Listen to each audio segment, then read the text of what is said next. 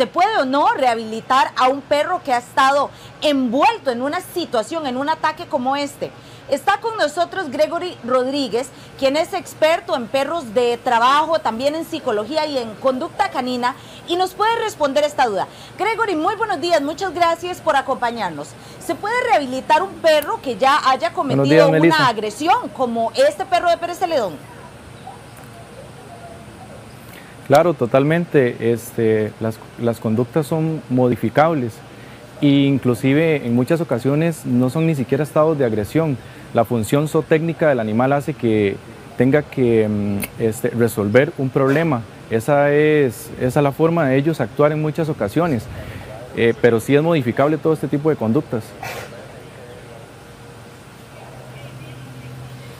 Gregory, ahora, ¿cómo es el proceso de rehabilitación de un perro como este? Si ustedes dicen que sí se puede rehabilitar, ¿cuál es el proceso? ¿Qué se debe hacer en este caso?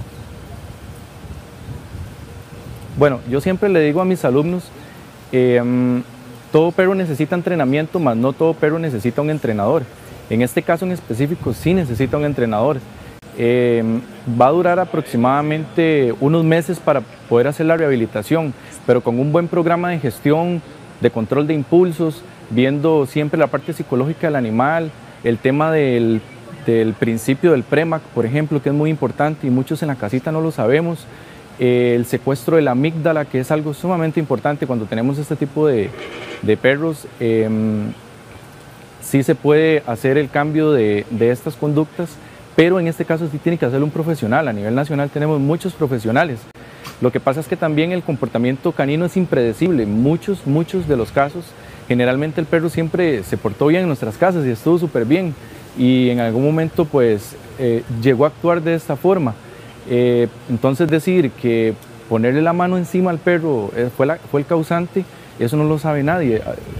En la buena teoría solamente lo sabe el perro, el por qué tuvo en ese momento esa acción, ¿verdad? Entonces sí se puede modificar todo este tipo de conductas, pero tiene que hacerlo un profesional. Gregory, ¿qué hacer para que este tipo de situaciones tan dolorosas no se den? Ok, es muy importante siempre trabajar la parte psicológica del animal, porque a veces pensamos que solo sacándolo a caminar es suficiente, mas sin embargo hay que ver la parte psicológica. Ellos necesitan, su función zootécnica los hace tener una función como el trabajo. Ellos necesitan trabajar, de hecho su naturaleza los envía a trabajar, ya que los perros actúan por instintos y por impulsos, instinto de supervivencia e instinto de reproducción. Esto los conlleva a tener impulsos. ¿Cuáles son los impulsos? Correr, saltar, morder, ladrar. Todo el comportamiento que naturalmente vemos en los perros es sus impulsos naturales.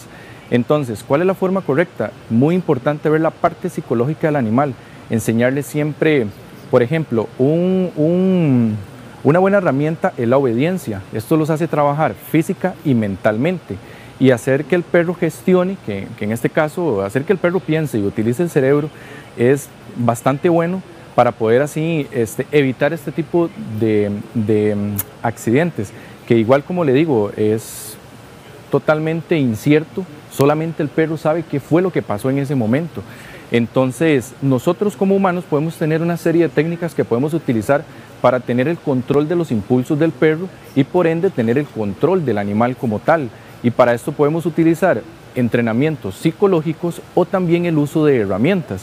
¿Cuáles son las herramientas? Pecheras, collares, correas, etcétera, etcétera. ¿Y cuáles son los entrenamientos psicológicos? Principio del PREMAC, positivo, negativo, intermedio. Hay muchas formas de entrenar los perros, no solamente hay una en específico. Y como le decía, aquí en el país hay muchos profesionales y saben muchos métodos, y los métodos siempre son muy efectivos, siempre y cuando sea un entrenador, por supuesto, avalado, ¿verdad?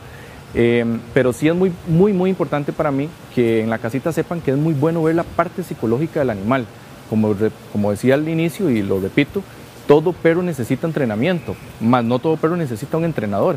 Entonces, en casos en específicos, acudir siempre a un profesional y pero también podemos hacerlo desde la casita nosotros. En muchos casos podemos hacerlo nosotros mismos, pero sí hay que ver la parte psicológica de ellos, que es muy importante.